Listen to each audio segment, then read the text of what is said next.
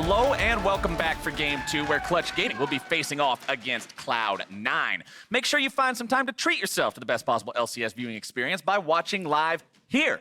Pick up your tickets at riot.com/LCS tickets to join us at our studio in Los Angeles, California, like everyone in our beautiful audience here today.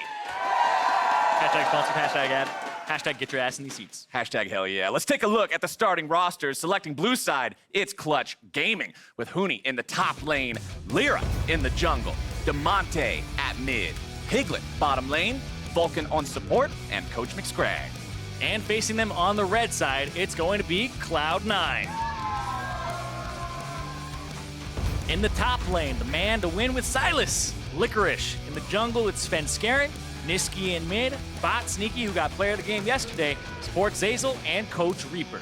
Now, both teams brought out a new look for their top laners in yesterday's matches, and for Cloud9, it translated into a huge win. Yep, Licorice broke out the Sylas in a very great composition to do so on the enemy side. He had some amazing outplays using the Sylas ultimate, hijacking the appropriate ults in the fights. There were some Lucian ones which weren't fantastic, but the Lissandra, the Zillion ultimate used here to get a revive on his buddy Svenskeren, and then there's the Lucian ultimate from the second part of it, and right here, where he's able to just kind of clean up these fights with the rest of the kit.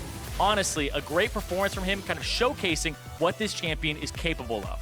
You can see he fell behind a little bit early, but still turned it into a fantastic performance later on in the game, and he faces off against another innovator in Huni, but his innovation seemed like a bit more of a surprise, especially to his opponent Bang, who, well, he literally paused the game seeing that Huni had 0 CS as a top laner, thinking it was a visual bug. And honestly, I would have thought the same thing if I hadn't encountered it in solo queue and had the exact same thought where all chat was like, yo, look at the top laner CS, and it was 0. We thought it was a visual bug, kind of like with the jungler where he would show up and it's like, wait, why does he have like no CS, right, when he comes out of fog? Back in the day. It's not a bug. It's a build. It's this Frostmancy build that's circulating. It's not a bug, it's a feature. Exactly, but you can see right there, his CSD at 10, minus 56, but his gold difference is plus 17. So this whole build revolves around Kleptomancy and Frostfang, using a harassing top laner into a melee champion, and their loss was actually a very close game, and it wasn't really because of the Zillion top lane. It was because they drafted a poke composition that was terrifying, but they didn't play to that win condition later against the Engage. And we were talking about this Frostmancy build earlier on in our meeting before things started today, and one of our producers asked, and he said, why are we seeing this specifically in top lane as opposed to seeing it anywhere else? And I explained to him, well, playing a melee champion into the Frostmancy build is the equivalent of playing a battle royale game and you jump to the same spot as somebody else does and they get a gun and you don't. And you just have to run around hopelessly punching and hoping that somehow that's better than getting shot. That is the Teemo in lane experience. Yeah. For you versus the other player. You feel like you just have a gun, they got nothing, they can't defend themselves, they got to back up. But I think the big question he was asking is like, why don't we see a support do this? Why don't you see a Kennen support Frostfang Kleptomancy, and then he just goes ahead and he just gets all this money? It's because supports actually have a lot of kind of dictating in the lane that they have to do, and they're against a ranged champion, right. Half range champion a lot of the times too in that lane. All right, we're into Champion Selector. We'll see if top lane continues to be creative between these two teams or if they take it a little more standard this time around. Only time will tell, as the bans are going to be Zoe, Camille, and Aatrox for the side of Clutch Gaming. Banned out by Cloud9 are Cassiopeia and Akali. Means Urgot, Lucian are on the table still. Expect one of those two to be banned away here from Cloud9. The Lucian, which means that Urgot is still up, Sylas is still up, and another thing to consider here too is Clutch Gaming, they had side selection coming into today, and they selected blue side, which means they either want a big first pick, or they want to go ahead and wait for this part later where they can grab a good duo for themselves. Because normally you would expect people to pick red if they have something up their sleeve, like one of those kind of semi-funnels. Right, and it looks like they're going to go ahead on the side of Clutch and go for the Alistar first and foremost. They want a powerful engage tool, they want a big frontliner, they want that champion, which honestly throughout the history of League of Legends has had moments of just absolute brilliance when he's great in the meta. Yeah, he has those big kind of play support for that reason. The 5-man ultimate, or the 5-man Q, the knockup, and then the ultimate to survive and get out. Like, this is the dream come true here, but the Ezreal is going to go over, and that becomes very lopsided here because there isn't really that champion that'll match it. Potentially the Kai'Sa, maybe the Draven if Piglet wants to play it. Cloud9 hovering the Sylas here, at least, if nothing else, demonstrating that they're thinking about it, but instead, We'll go back, lock in the Nocturne there for Svenskeren. Silas is one of those champions I feel like he is, just based on the fact that your abilities change based on what you're up against. Never first pick him. He's so incredibly conditional that you just want to play him into something that you know you're going to get some good ults from. Yes, Alistar ult is good, but what happens if, let's just say they have this random team comp of Alistar, Nidalee, Jason, Karma, and then you feel really, really bad. So we'll see if that ends up coming up a little bit later on, but with the Ezreal locked in, that is a power pick in the bottom lane. We've seen Nisqy have some good performances on it, and it looks like the response from Clutch is going to be Sivir. Yeah, and they had picked up the Ezreal yesterday. Nisqy had so much damage on it. Survived, got player of the game on it, and here finally the Urgot comes out as a pick. He made it far. He made it really far. The Nocturne was prioritized higher than him. He is flexible here, which means that Clutch Gaming is going to have to find some magic damage from the jungle or from top / maybe the mid wherever Urgot doesn't go, and their composition is going to need some rounding out here. Let's see how Cloud9 want to respond to this. That is 3 pretty powerful ultimates. They're still thinking about that Silas. I don't know if they would. The Sion. Remember that one of the games Cloud9 lost was going up against the Sion. So this time they're going to have that one locked in for themselves. Likely going to see Licorice playing that one, which means Silas probably will not be chosen this game. Although remember that he can be played in a variety of positions, so not completely locked out of the realm of possibility. Cloud9, seeing that Clutch Gaming was hovering the Zillion at a couple of different points, they decided to ban that one away. I'm personally very happy about that because team fights are much more difficult to follow when 17 people are reviving. Yeah, Zillion, sometimes he gets his ultimate back in the middle of a fight too because it's such a short cooldown later in the game that it can also trip people up. But with that removed, it removes one of the top laners. There's still Lulu, there's still things like the Kennen and the Karma that can be played up there. It's just the Zillion is the one that a lot of people are going towards because of the utility that he brings later on. Clutch will ban out the Braum for themselves. They don't want to have a slippery 80 carry opponent like Ezreal supported by something that makes him that much harder to catch with very powerful peel like the Braum. Understand that one being taken away. Cloud9 also removing Syndra. They don't want Damonte on that champion that he has plenty of experience on himself. Yeah, and Damonte's been having a really great split. Even though that Clutch Gaming has lost their last 3 games in a row, he has had rather consistent performances across their wins and their losses where he's talking about it where, hey, it's finally Tanner time in 2019. Well, he's really putting his money where his mouth is, and if he can start carrying this team that has Huni and Lira as well as Piglet on it, then he's really making a name for himself here, and a lot of people have been impressed by his mid lane play. Ornn will be the final ban this game for Clutch Gaming, making sure that Cloud9 aren't able to pick that one up in the support role either. Really focusing on Zeyzal, and it looks like Cloud9 goes for the Shen. Yep, this is the Cloud9 special. The Shen plus the Nocturne, the delivery will come through here where he's able to just get delivered to the backline, and with a low mobility Sivir who will have to run around and dodge kind of manually, you're really worried about that. And if they're picking a mage here in the mid lane, a lot of those mages aren't incredibly mobile. You'll have to pick Lissandra, who has one of those kind of dashes, but LeBlanc is kind of the other one that jumps up too. Lissandra, one of those champions with the get-out-of-jail-free card built into the ulti as well, can buy herself some time if the Nocturne and the Shen are going after her. Lee Sin also locked in here for Clutch Gaming. Lira will be piloting that this time around. Cloud9, 1 pick left to make this game. Thinking about Galio. I mean, if you already have a delivery system, why not get more bang for your buck? This is frightening.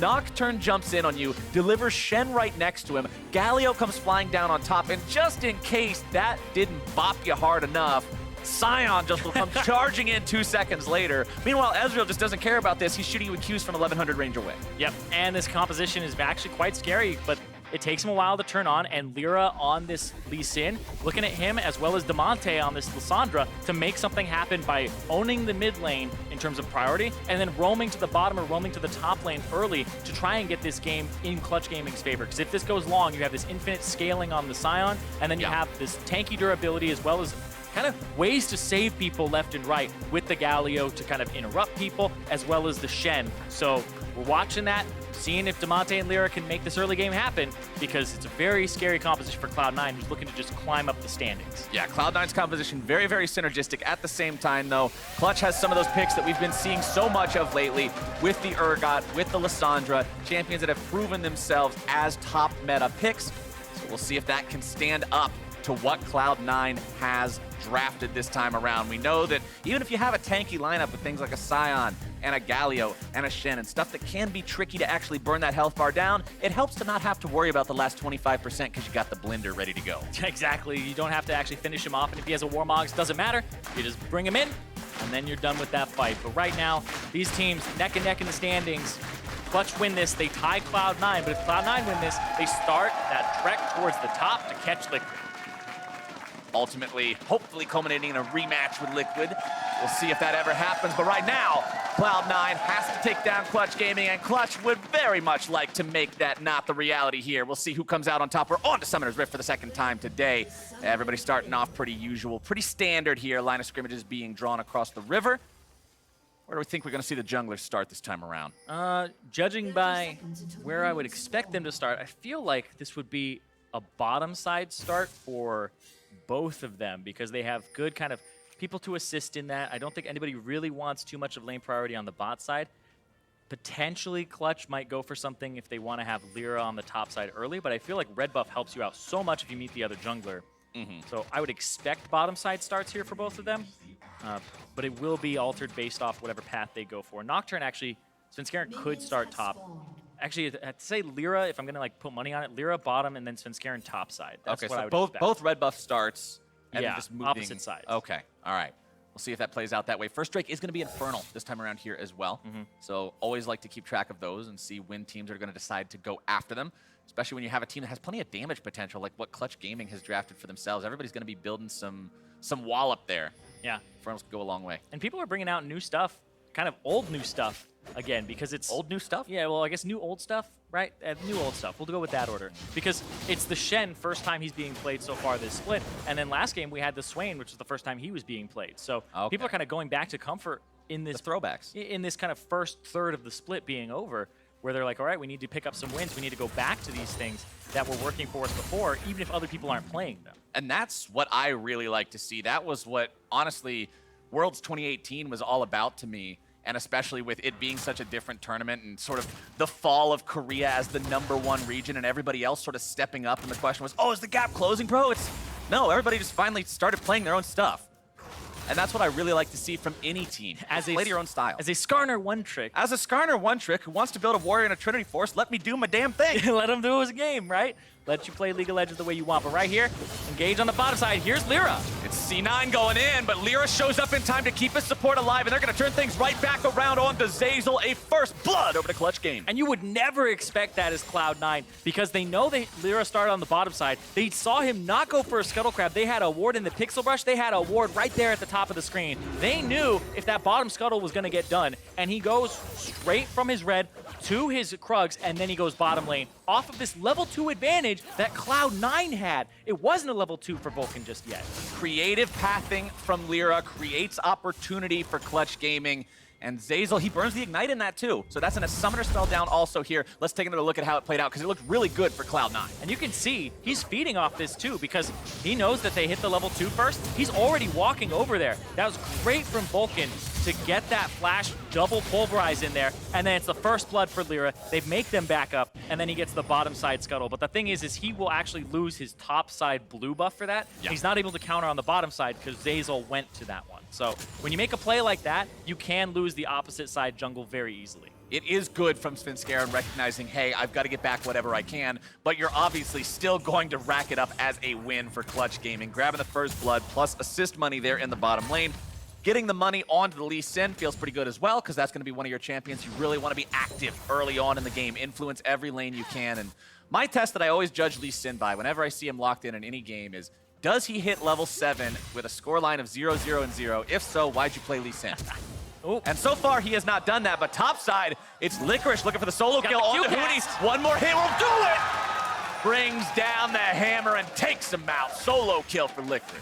And Licorice just solo kills Huni in the top lane. This has not been a good split for Huni at all. And Licorice hasn't missed a beat since Worlds. And this is Urgot. This is a champion that you look at and are like, wow, this guy's really strong in lane. He wins 1v1s. He shoots you with his machine gun over and over again. What do you do back to it? Well, Licorice, just kill him. Yeah. And I have to see this again because it's the E through. Even though he gets the slow, Huni walks forward. Licorice says, okay, I guess I can just charge Q here. You can't go to the side. And he interrupts the disdain. Interrupted it. That's why Huni couldn't get out. and then Licorice knows he can just chase it down. A roar into a smack, and he sends Huni back.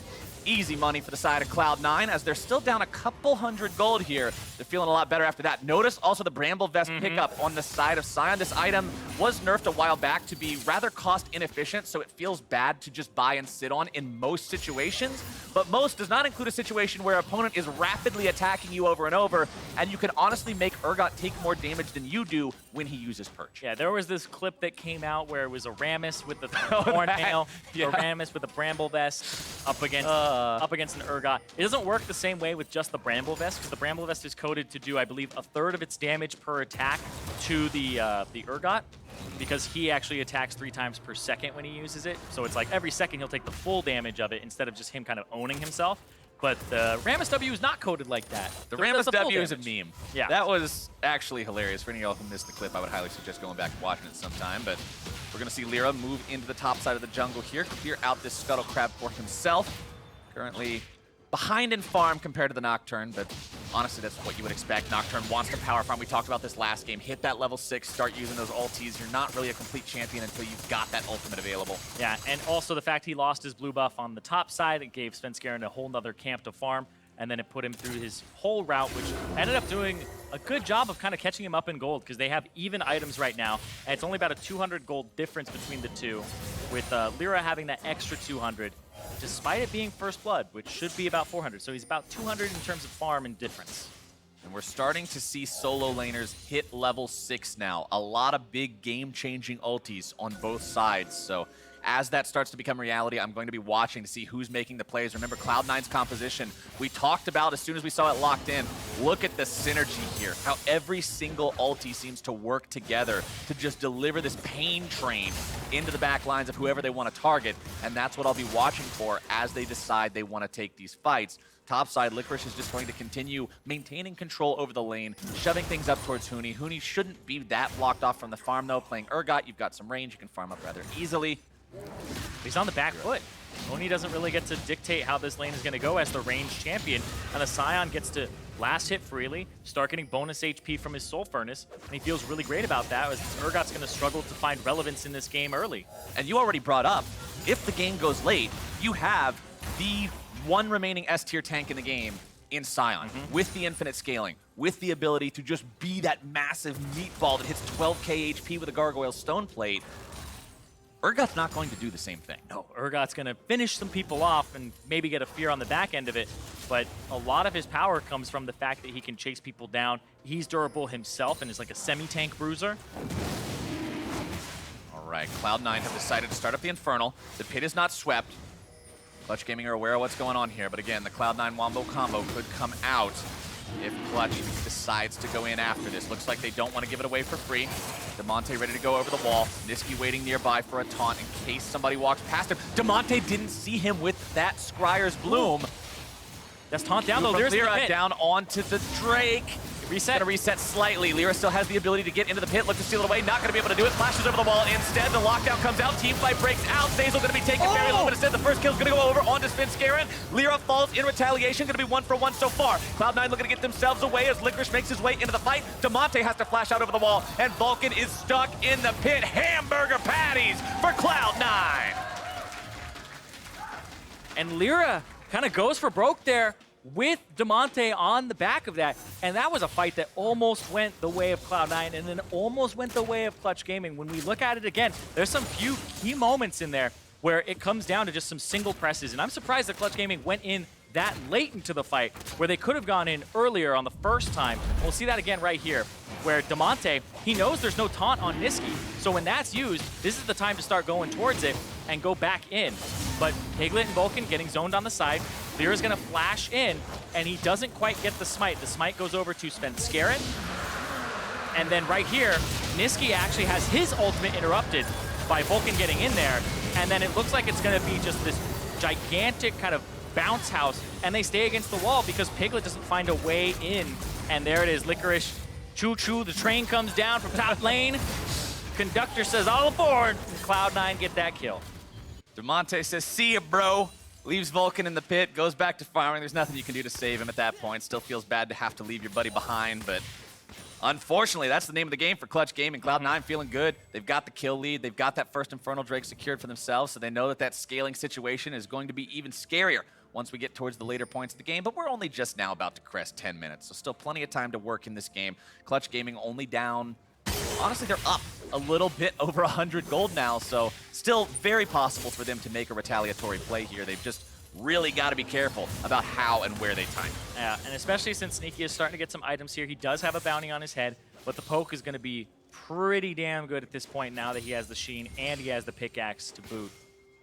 And Clutch Gaming, remember, they've got Piglet on this Sivir, and Piglet was always the guy who pops off on the carry AD carries. The Ashe Jhin meta, I remember, was one of the worst times ever for Piglet because AD carry was more of this supportive role. And seeing him on a champion like Sivir that is that 6-item win condition, that's always got to be in the minds of both these teams. Yeah, and it looks like he's going for the Storm Razor very early on, too. The first item that you get before 9.3, so... Right, we still are on 9.2, no AD carry item revamped yet. No Essence Reaver or anything like that, so he'll just be picking that up and trying to match Nisqy early because he is just farming. I'm surprised he didn't flash into the pit with his brethren. He still had it available and didn't walk around completely either. So that team fight looked like it was a little bit uncoordinated from Clutch. Yeah. And Piglet's one of the guys where he gets criticized for being too aggressive sometimes, and this is one of those cases where maybe he wasn't aggressive enough or his team was too aggressive. Not on the same page one way or the other, it seems, as Svenskeren hovering around bottom side here. He has the ultimate available. Galio ulti not yet up again, but everything else is on the board here for both teams. Damonte just going to continue clearing waves here in the mid lane against Nisqy. Has a slight CS lead over his Cloud9 opponent, as everywhere else on the map is rather even. Bottom side, Sneaky and Zeyzal going to continue pushing up here. Turret plating still alive for another 2.5 minutes or so. You can see one plate has been taken for Clutch Gaming in the top side against the Cloud9 turret. Cloud9 going to respond by taking their first plate from this bottom lane turret of Clutch, and it looks like they'll get 2 here, sticking around long enough to make sure of it. Yep, and that's their first 2, so it's 2 plates to 1 plate right now in terms of what's been taken. This is only a 3-plate game. I believe the average coming into this week was about 8 or so in terms of both teams, you know, added together. Both teams together, right. I was gonna say, if you're taking 8 on average yourself, you're getting a lot of plating. You're drafting some early game. Yeah, or actually maybe it was 5, and that ends up being 800 gold. Okay, yeah, that So makes sense. It's probably 5. It was like there's an 8 in there. Somewhere in this equation, there is the number 8. I believe it was 5, so it would be below average here. A 5 is just a 8 that had a couple of the lines erased anyway. Yeah. See? Blew your mind to that one, didn't I? No. Well, Damonte is going to push up mid lane. Anyway. Just thinking about calculators, and I'm like, yeah, I guess that's true for like every number, right? Add a side, remove a side. Either way, the Drake is spawning in about 30 seconds now. Mountain, as you said, if turret plating is still around, Mountain Drake feels really good to get early on in the game, where previously, before the existence of platings, it kind of was eh. It's like, if Baron doesn't exist, why does this thing exist? I'm not really concerned about it yet, but in this day and age, just might be profitable. We'll see if anybody decides to take it. Taking it on spawn, though, even if you get it immediately, you're only going to have about 30 seconds to work with it. Gonna push so real fast for it. Highly unlikely that that's going to translate into much for the plating, but we'll still see who wants to go after it here. You can see some hovering up the bottom side. Lira staying around here, clearing out the Krugs. Could also get involved if Cloud9 wants to force anything too hard down here, as Vulcan will make sure he mops up that cannon minion there. As you can see, Zeyzal moving around, sweeping out, dropping down some wards, controlling this pit, so Svenskeren can move in and take the Drake. Zeyzal, I think he's going to place another ward. Does he place it? Yes, he does place one, so he can end up seeing Lira backing. And he places it over the pit. And now they're going to go start that. Svenskeren's strong enough now. Level 9 on the Nocturne. Doesn't really have an issue soloing this Drake down, so he'll have his team rotate towards him, but he's fine starting it up on his own. On the top side, though, Damonte is actually going to roam a little bit towards the top, and Licorice is going to appropriately back off just in case. So that's really good, because a lot of the times when you're making a play on the bottom side, top laner doesn't back up, not paying attention to the map. It's like what we saw last game. It's what we saw last game, especially if you're up against somebody who has playmaking potential. We've seen Lira do it on Licandra before. You've got to respect him and know what he's capable of doing. Of course, we know he's just farming the wolves right now, but considering Cloud9 doesn't have that perfect information, you've got to err on the side of caution, as that is going to be 2 elemental drakes over the side of Cloud9. Nice interrupt there on the back, coming out from Licorice. Zeyzal looked like he went for some extra damage on that turret, trying to finish that one off, because if you actually look at the gold, it's very even, but I also think that there were 2 culls Huni and as well as Piglet both had some culls that they popped the extra gold from it. So they would be further behind if they hadn't invested in that item, where now it's pretty much even. Yeah, Cloud9 is ahead in terms of how well they've played the game in the fights and just been controlling objectives and things so far, but Clutch is doing a good job of making sure that it is not this just damning situation where you're just waiting to have your opponent balloon that lead even further. It's still a very close game. It can still pop off in a team fight. Nisqy clearing out the wave there. Nice, easy Justice Punch into the Proto Belt. Wow, Svenskeren went for a BF sword, and I looked at it and I was like, that is very early. Is he far ahead? No, he just didn't get boots at all. He has no boots versus boots too. This is just like, I don't need to chase people if I just stab them and kill them immediately. Yeah, if I'm right on top of this guy, I can use my ulti, and if he dies, where else do I need to walk? I can just chase him down with my Q, right? It's very easy, as well as maybe if his E goes off too. So I guess it's an interesting choice, and it's very aggressive. So he's just saying, I'm going to get in there and get things done, and then I don't have to worry about the follow-up. But it's kind of a risky situation too, especially with something like the Lissandra in the game. I had a friend back pre-season 1 days, Irene, who played a lot of Karthus, and he would never buy boots. And one day I asked him, hey buddy, why aren't you buying boots? And he said, I'm supposed to die, and I can't walk when I'm dead. Why would I buy boots? Flawless logic, actually. I didn't have a rebuttal. I just kind of went with it after that. I guess he never chased people down with the Eon. No, it would just it was revive teleport Karthus, so he would just teleport behind them and die. We were both bronze for a reason.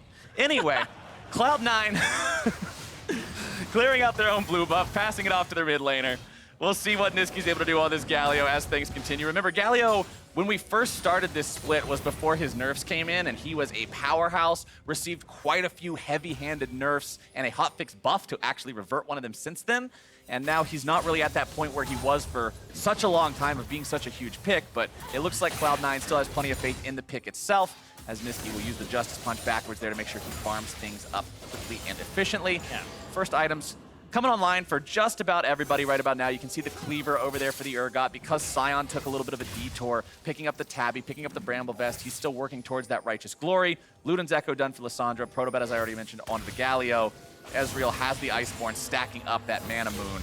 Wants to get towards that tier ASAP so Sneak can get the set. Yeah, surprised. Sometimes you just see the Lissandra go for the Proto Belt. The Luden's Echo is very aggressive in terms of the damage, but he's the only magic damage on the team. And we talked about that in the draft where the Urgot had been picked and so had the Sivir. So they either got a magic damage jungler, which they didn't, and they ended up going for even more magic damage from Damonte.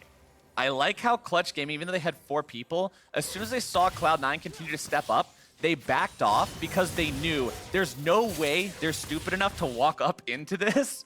They have to know something's going on, and we're not walking into that, not against this comp. Yeah, that's one of those things where it looks so bronze that it's actually a challenger move. Yes. We're like, this guy is an idiot. He's walking forward. It's like, actually, he's baiting you. So yeah. He's making, yeah, exactly. 200 IQ. He's preying on what your tendency would be if you saw this situation.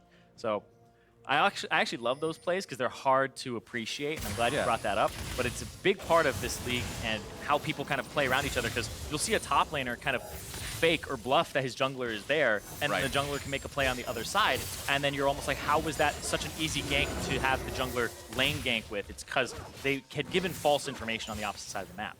Righteous Glory is also done for both of those top laners. Speaking of them right now, means you're going to have extra initiation tools getting into the mix. Even if Sion accidentally bonks his head on the wall trying to make his entrance with the ulti, he can still catch up to people and start putting down some of that CC. Game's still only 2-3, 18 minutes into this game. Neither side wanting to be the team that pulls the trigger at the wrong time. TP coming in bottom, though. That's Sneaky expending that one. Alistar can't punch fast enough. Get your hands going. Smack it. Rip. You hate to see it. You just got to ping it and tell team, okay, there's a ward here, frown. Yeah, you don't want to place a control ward there either. If you place a control ward to see that one, you place it on the right side of the bush, which makes it easier for people to kill. But I guess you just go, Lira, just don't walk here. There's a ward right there. Don't stand on that thing. Lira, don't you do it. Okay. All right. Okay, but they know Nocturne is here. There's the TP. Oh, they'll see the TP because the ward is still there. So they see Piglet. Coming in. Cloud9, they now... Oh, is there a fight on the top side? What is going on? Licorice and Huni are... Yeah, there's some sort of a... No, I'm going. They're duking it out up there in the river. No, I'm getting to the dragon for priority, yeah. So it's like a... No, come back here. No, I'm getting to the dragon. It's a sack race. They're both hobbling along, just trying to jump down there. Or they're trying to sabotage each other, like push the other. Yeah, push the other guy over. No, me first.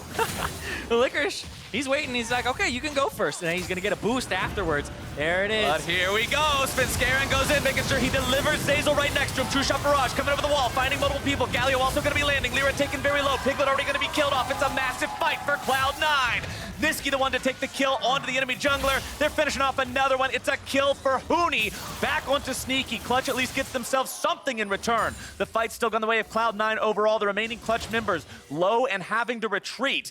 Huni tries to get himself out, but Licorice and Nisqy looking to cut off that escape route. Oh, he did it again. Comes down, and they stop him from getting away with the disdain. The damage comes through, and Huni goes home in a body bag. Cloud9 takes the fight, and they take the Drake as the prize. He's casting the disdain pretty much as soon as it's up, but it's getting interrupted by Licorice having the full charge Q on him. He's just making Huni look like a fool on this Urgot and stopping him every single time.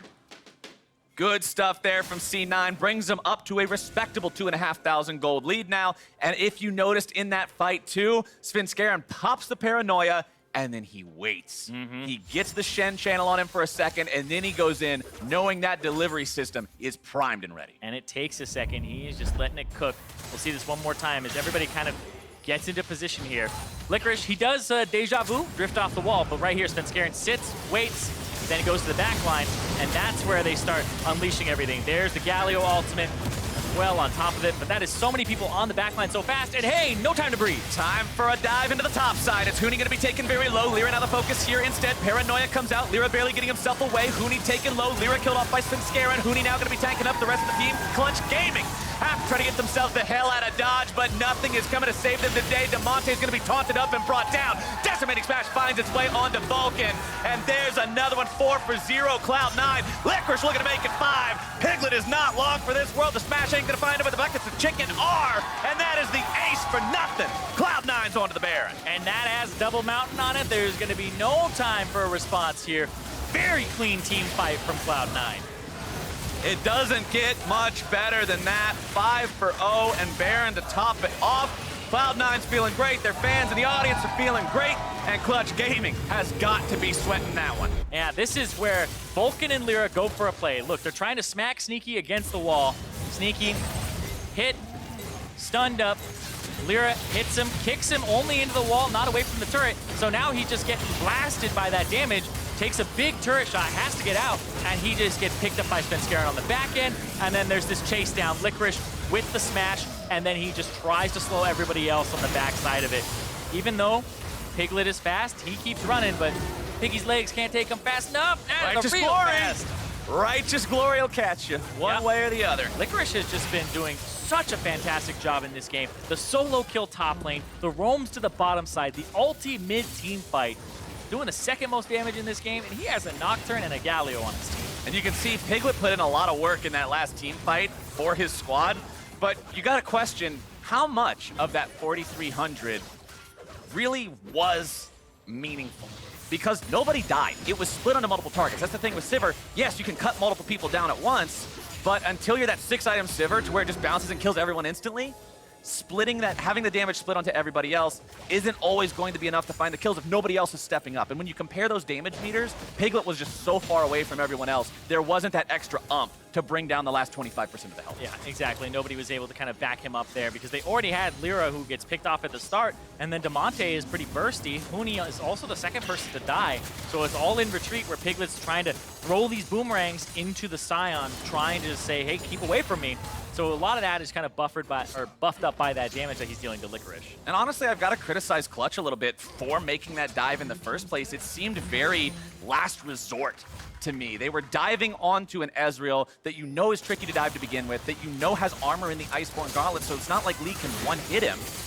It just seemed like they were going for broke in a situation where the game wasn't quite at that point yet, and they got heavily punished. Well, that's what I love about the Cloud9 composition, though, is everybody can get each other's backs almost instantaneously. The Shen ultimate, even the teleports, there's 3 of them. There's Sion ultimate, the 2 other ultimates on that team composition from the Galio and Nocturne, so that everybody can get in there. And if Clutch Gaming are not on the same page, if they aren't all there to make it happen, it's so hard to make an unpredictable fight happen and catch Cloud9 off guard. Because if they're off guard, they're immediately back on it with everybody in attendance. Well, with 7,500 gold now the lead in this game, Cloud9 are comfortably in the lead. And Clutch has to find some sort of a way to defend against this, but Licorice is going to make sure he continues enchanting this mid lane wave with the Baron buff.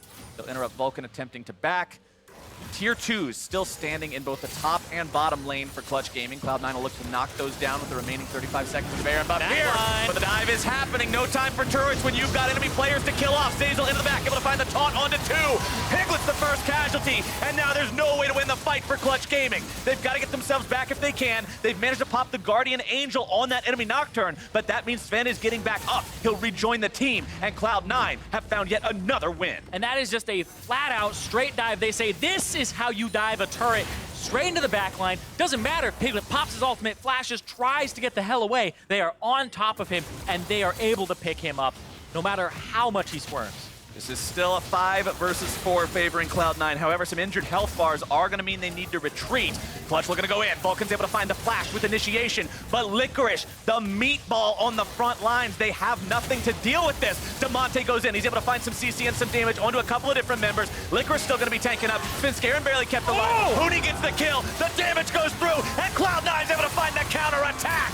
Licorice, he's going to go into the undead form, but he's done his job. He's provided the opportunity for Nisqy to find the triple, and now Lira and Piglet stand alone. Nisqy is just an absolute artillery cannon on this Ezreal. And they have no answer right now. They just didn't have the damage there. Is Lira going to take this? I don't know. He's up against there's so much CC. They're just like piling on each other like, I dare you to do it. You remember the last time you tried to jump on Nisqy? It did not work so well. Yeah, and there wasn't even the Shen or the Galio next to him to kind of taunt him and get him off of him. But this fight was one that Piglet, man, he's not there. He's not there at the start. This was the dive initially onto Piglet, right?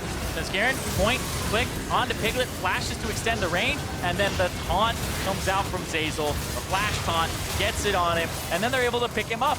He can't get away from that at all, and now Licorice is the one taking the turret, making sure Svenskeren gets out. And that was just a very clean pick up the Piglet. And then here, he's not alive. Where's the damage gonna come from? The Sion has stacked armor. The only person who can really deal any damage to him is going to be Damonte. But Damonte's sights are set on Svenskeren, who spell shield doesn't have it broken off of him, almost drops, does eventually because of Huni in the backside.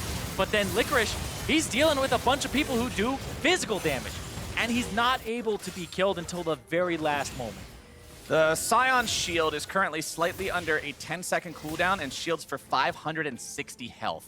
So quite a bit of tankiness here for Licorice on the side of Cloud9. And what you talked about is coming true. The scaling has happened, the front line is there, and Clutch Gaming do not have the tools to punch through it. As you already said, the armor means the only guy that's going to hurt you is Damonte. Damonte's 0, 2, and 4. He's still only got one fully completed item at 27 minutes. Yes, he has both of the needlessly large rods for the Rabadon's death cap, but he's still a long way away from having that GG damage that he needs. Yeah, and by the time he has that damage, the Sion will be even more scaled up. You can see Licorice now has a Spectre's Cowl to his name, and that 200 plus armor now backed up by 115 magic resistance, and all of that 1200 bonus HP from the Soul Furnace just makes that even better to have. Let's take a look at what Cloud9's got, because we saw the Guardian Angel come out, be very useful for Svenskeren in the last fight, provided him the opportunity to stay alive long enough. Nisqy still hasn't died this game at all. Has the Oblivion Orb on top of the Ludens and the Proto Belt. Tons of damage coming out from this fully guy. stacked seal, too. And Nisqy is working on getting himself that second fully charged tier. Fight could break out here in the mid lane. There comes your Paranoia. Delivery system has been activated. Into the back line they go. Galio coming down on top of Svenskeren to make sure he finds his way into the back. But Piglet's able to find the kill onto Sven. He may be able to keep himself alive a little bit longer, but Clutch is still so far behind. The fight is still so hard. Nisqy is dominating. Still looking to chase down the remaining members of Clutch. They have actually lost the fight so far. Cloud9 has lost 2 members, only taking 1 down on the opposition. Their initial kind of pull on the team fight there. They didn't kill Piglet immediately. He was able to get his stopwatch off, stay alive, and then the shield came out afterwards right away from Lira to make sure he doesn't drop. It actually saved Piglet real hard. Let's watch that one more time here. Because Svenskeren picks up the blue buff right before the ulti, clicks onto Piglet. Piglet is running back. They try to peel him off, waits for it. Then he's fleeing, he's CC'd right here before he gets picked up by Nisqy on the flash W. The Zonias comes out, uses the E, doesn't hit him, and then the shield from Lira comes through too. The mistiming there on the E, on the Justice Punch, was what made it so Piglet didn't drop. But the peel coming out, Lira kicking one person away through two other people. Clutch Gaming, when you're down 10,000 gold, it is damn hard to even go even in a team fight, but to win it is a great feeling to have, and it shows that there are still signs of life for this squad, however difficult the game may be at this point. And that might be one of those realizations that you have maybe too late in the game where you go, oh, crap, I should have been peeling instead of engaging. A lot of the times as a primary engage on my teams, you go, okay, I want to catch their AD out. I want to catch this guy out, kick him into my team, and kind of sacrifice myself for it, because that's how it works in other compositions. But this one, Cloud9, they're going to come to you. The Nocturne is just going to run at you. He's going to ulti into you. The Shen is going to be delivered. And three people are always going to be delivered. They're trying to get to your backline. So instead of trying to get to theirs, peel for your own, disengage their backline with your Lee Sin, and kind of create this wall with Huni. And I think they're learning that here. We'll see it one more time. Piglet in danger, gets himself over the wall, trying to stay safe. Svenskeren looking to follow. Piglet taken very low, will be taken down. Zeyzal makes sure of it. Now he's going to be stunned up. Focus onto him. Clutch Gaming looking to find the fear. They'll grab it, but they won't land the CC down onto much of anyone. Still getting themselves away. Still a 4 versus 4. Svenskeren has the GA back up. Lyra doesn't want to take the Q to be able to only pop the passive. It's 1 for 1. Oh. Clutch Gaming are adapting well to this. But Cloud9 are still so scary, Zyrene. Yeah, and Nisqy is running around now with the Gunblade. This is that kind of icing on the cake Ezreal item that you see sometimes after the double tier, after the Iceborne. He has the Sorcerer Shoes because the W and the R are both magic damage, and then the Hextech Gunblade on top of it for even more both. It is just disgusting how much damage he can do. 270 AD, 325 AP, a true hybrid monster on this Ezreal. It's going to take one hell of an effort to be able to bring him down, but as you already mentioned, and I have to highlight this again, the job of Clutch isn't kill Nisqy, and it can't be if they win. It has to be peel Piglet, because every single fight, it's Sven, Zeyzal, and Nisqy just dogpiling them. Yeah, they have to be able to just get on that backside and make sure that Nisqy, he's the one who's going to be safe here. He's pumping out the damage, so he doesn't need those defensive items. He needs that offensive kind of oomph to him, and that's what he's been picking up. And when you look across at Piglet now, he is at the point where he's at 3.5 items. He's got those big 3 crit things with the Zeal Evolution, the Infinity Edge, plus the Storm Razor, and, so critically, QSS. Taunts from either Galio or the Shen, plus the fear from the Nocturne can be evaded now. Let's take another look at how Piglet got away from this. Yeah, this one, we'll see here. I believe he flashes, yeah, he flashed before it connected onto him, and then they're able to chase him over the wall. So if the Nocturne ultimate were to hit him first and then he would flash, he would properly disengage and kind of get the rest of the summoner spells out. But wasn't able to do that. They're able to chase him down, and now, like you said, he's got the QSS, so that fight might look a little different, but Piglet is still just, he is being bullied in this game, and that would have killed. Forcing out the early ultimate. Oh my God! Good Lord! True Shot Barrage just destroys him as Huni's now going to be trying to take Nisqy down into the back line. He can't even 1v1 him. Nisqy's too strong. Cloud9 will run down the rest of Clutch Gaming in the back line, forcing them away. Vulcan tries to retreat. Licorice goes after him. He's got the CC and he's got the damage. This could surely be the end of the game here as Cloud9 still has 1 minion. Licorice does not care about tanking up 2 Nexus turrets. Good boomerang blade there from Piglet to take down the cannon, bring the backdoor protection back up. Lira But the next minion wave is already here. Lira will be taken down. The taunt plus the damage, and Nisqy's damage just won this game.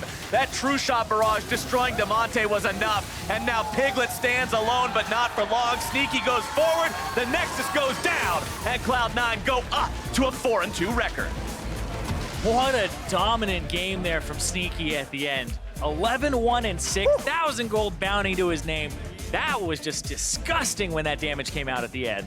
The next one's got to be an Ezreal cosplay at this rate. The man is just popping off on this champion time and time again.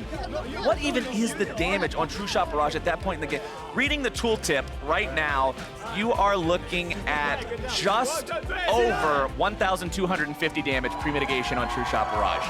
And that's what killed Damonte instantly. Yep, and he has Sorc Shoes to boot too. So Damonte only running around with like 40 MR versus that. Not much HP either, so able to blow him up right quick. And I think there was a W still on him when he came out of Zonia's, so. And one thing that I want to do is say Clutch Gaming seemed to be getting things together towards the end of that game. They learned how to properly respond to the composition. They were playing more for the peel, as you mentioned, onto Piglet, as opposed to trying to dive onto Nisqy before the Cloud9 comp was able to dive onto the Sivir, because you're never going to win that race.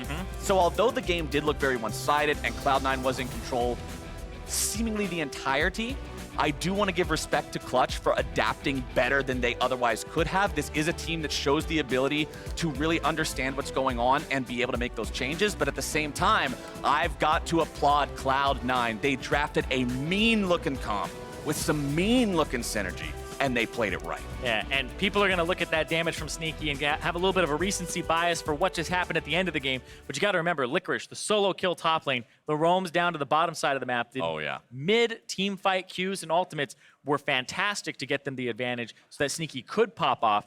But really, this was a team effort all around. And that's what's so scary about that Cloud9 composition is everybody can come together instantly. It's just Clutch Gaming, like you said, they figured it out a little bit too late in the game. Yeah, sometimes lessons learned are great, but lessons learned too late, well, there's always next time. But for now, to give us more about that impressive Cloud9 victory, let's get a breakdown from the State Farm Analyst Desk. Thank you, Captain Flowers. We saw Champ Select. Mark Z said there's no chance Cloud9 comes away with a victory in this one, but they proved him wrong. Yeah. They did it in what he thought was an unwinnable composition. Mark, what do you have to say for yourself? Blatant lies, false news, all of it. I don't know. Prove me wrong. Prove me wrong. I think we all heard the same thing. All I said was, like, mid to late game, if it's even, they don't have a ton of damage, and there's only one target in Sivir that they're going to want to ult realistically. That's all I said. I don't know how this turned into, like, C9's doomed, they can't win the game, their comp is bad. You heard him. Just cut That's out what he the did I didn't say. say any of those Just things. cut- just All cut out I the first said was, part, like, and it's a there you dive go. up with only one target That's they how want. it sounded when he said it. My response to it was, what happens to Sivir when he gets ulted by a Shen, Nocturne, Galio? He dies. The Sivir dies. That is what happens. He and almost... that is what happened. That is exactly what happens. Really? We didn't grab any of the replays, but some of those late game fights, when they were up 10K, the Sivir almost got out. Don't believe it. Yeah. If it wasn't a 10K gold, Let's get into the game as it played out. We're going to take a look at Lira's early jungle path because some interesting stuff happened for them to secure the first blood here in the top lane very early on. Yeah, so it's super common to start red and then go into Krugs because it has so much gold and experience and you want it to respawn faster.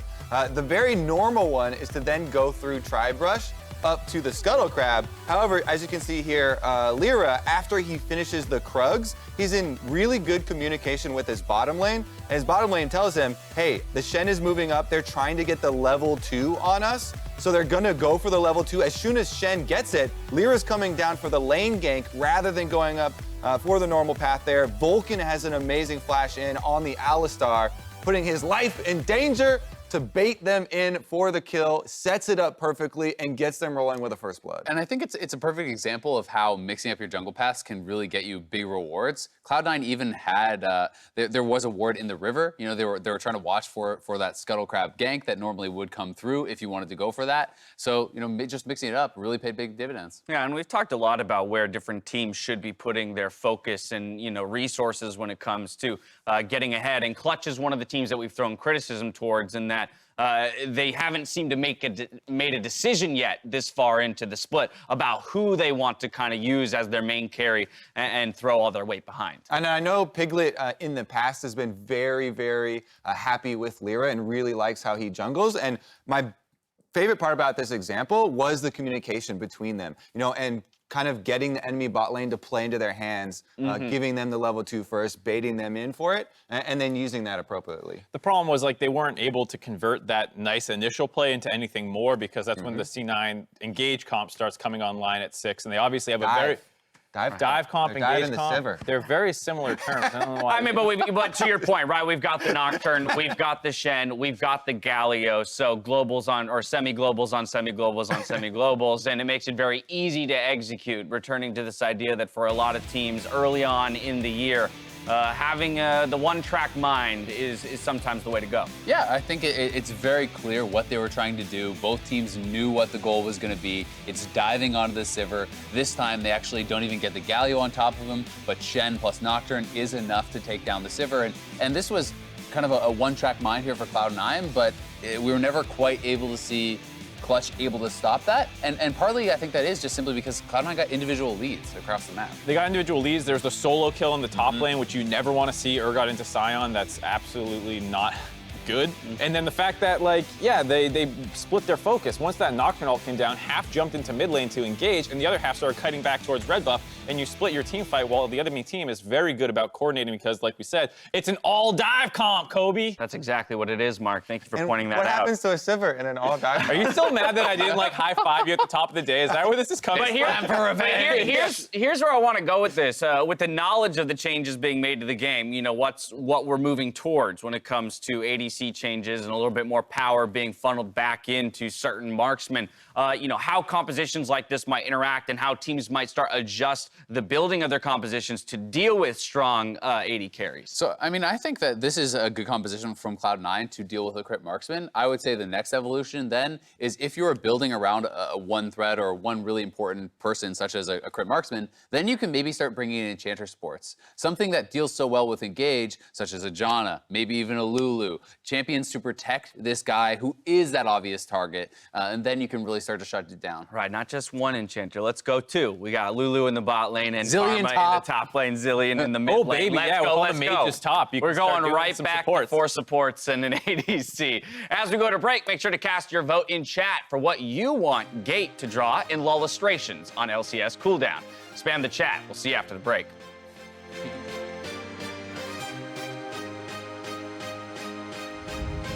Engage on the bottom side. Here's Lira. It's C9 going in, but Lira shows up in time to keep his support alive, and they're going to turn things right back around on the Zeyzal. And so far, he has not done that, but top side, it's Licorice looking for the solo kill on the Huni. One more hit will do it! Licorice still going to be tanking up. Svenskeren barely kept alive. Huni gets the kill, the damage goes through, and Cloud9's able to find the counter-attack. He is being bullied in this game, and that would have killed. Forcing out the early ultimate. Oh, my God! Good Lord!